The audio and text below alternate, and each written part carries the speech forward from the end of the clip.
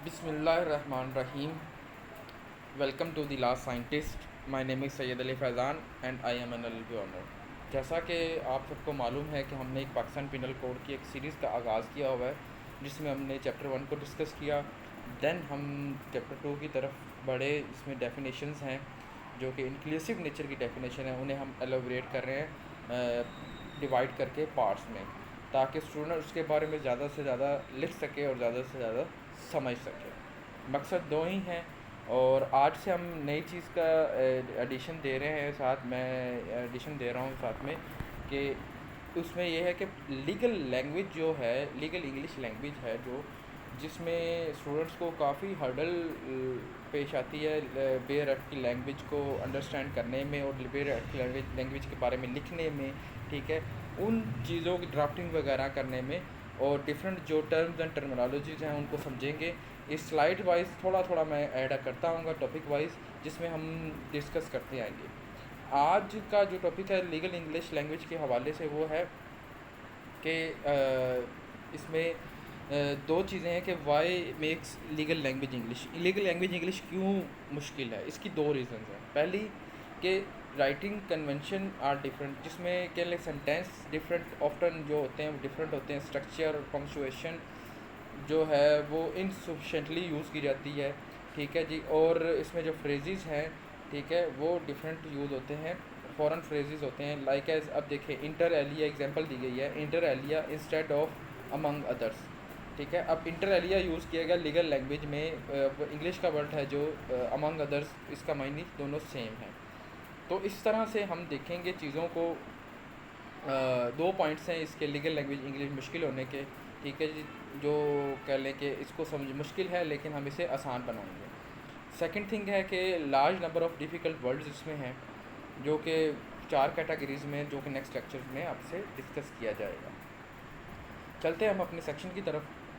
17 section हैं government, बाकी जो 15 और 16 हैं वो रिपेल हो चुके हैं, और सेक्शन 17 डील करता है गवर्नमेंट के साथ। अब जो वर्ड गवर्नमेंट है वो कोई भी पर्सन और पर्सन्स, हम सेक्शन लास्ट सेक्शंस में देख के आए हैं, आई थिंक सो सेक्शन 10 था पर्सन्स और पर्सन्स के हवाले से डेफिनेशन में, जिसमें कंपनी भी आ जाती है, एसोसिएशन और ग्रुप भी आ जाता था। हमने पर्सन्स की डेफिनेशन देखी है, ठीक है जी। अब authorise by law, second thing. अब एडमिनिस्ट्रेटर क्या करेगा, एग्जीक्यूट करेगा, एग्जीक्यूटिव है गवर्नमेंट इन पाकिस्तान और एनी पार्ट देयर ऑफ, ठीक है जी। ये थी बेयर एक्ट की language.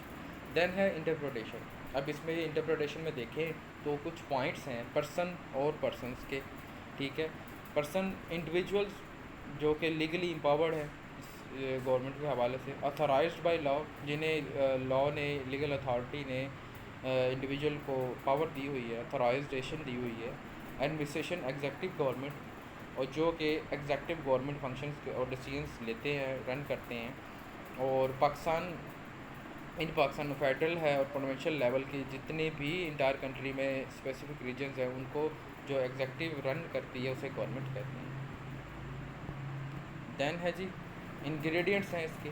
Person authorised by law, पहला इंग्रेडिएंट है इसका कि बंदा जो है वो ऑथराइज्ड बाय लॉ, जो प्रोसेस है उससे गुजर के आया हो और एम्पावर्ड टू एक्ट हो, ठीक है, और बिहाफ ऑफ द गवर्नमेंट, इनके जो गवर्नमेंट के बिहाफ पे काम कर सके। एग्जेक्टिव गवर्नमेंट क्या है, जो फोकस करती है, जो रिस्पॉन्सिबिलिटी और इम्प्लीमेंटिंग लॉ और एंड पॉलिसीज़ को इन्फोर्स करने में फोकस करती है। नेशनल एंड रीजनल स्कोप, यानी कि फेडरल भी हो सकता है, प्रोविंशियल भी हो सकता है, और all over the Pakistan, all parts of the Pakistan में भी ये सेक्शन और इसके जो गवर्नमेंट है, लफ्ज़ गवर्नमेंट पे गौर है कि गवर्नमेंट क्या है, कैसे है, कहाँ है, क्यों है। अच्छा, एग्जाम्पल से आपको क्लियर होगा कि government shall take measure to ensure public safety. अब गवर्नमेंट का जो काम है उसे इस चीज़ का ज़रूरत है कि इसे इंश्योर करना चाहिए पब्लिक सेफ्टी को।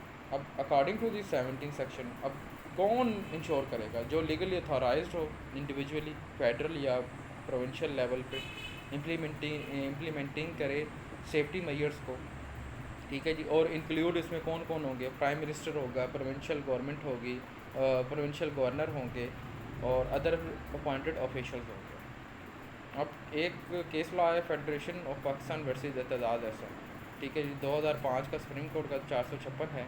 इस केस में क्या हुआ कि वेरियस गवर्नमेंट जो ऑफिशियल्स हैं they are authorised by under the law.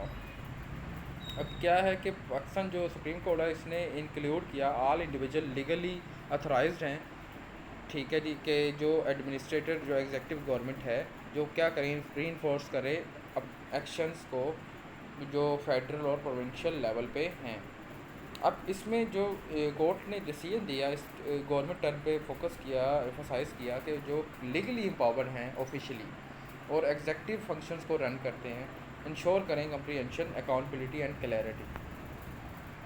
Purpose आपको देखें, ये इंक्लूसिव नेचर की ये जो डेफिनेशंस हैं इसमें काफ़ी चीज़ें इंक्लूड हैं। इन चीज़ों को जानने के लिए हमने इन चीज़ों को इंटरप्रेट कर रहे हैं और पॉइंट बाय पॉइंट डिस्कस कर रहे हैं।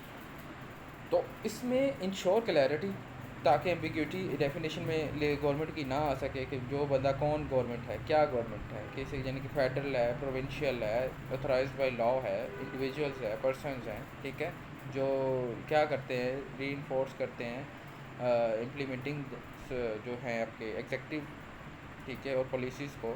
और इसी तरह इस्टेब्लिश अकाउंटेबिलिटी, अगर वो अपने डिसीजंस जो ऑथराइज्ड हैं वो गलत डिसीजन लेते तो वो अकाउंटेबल बाय लॉ होगी गवर्नमेंट अपने एक्शंस की।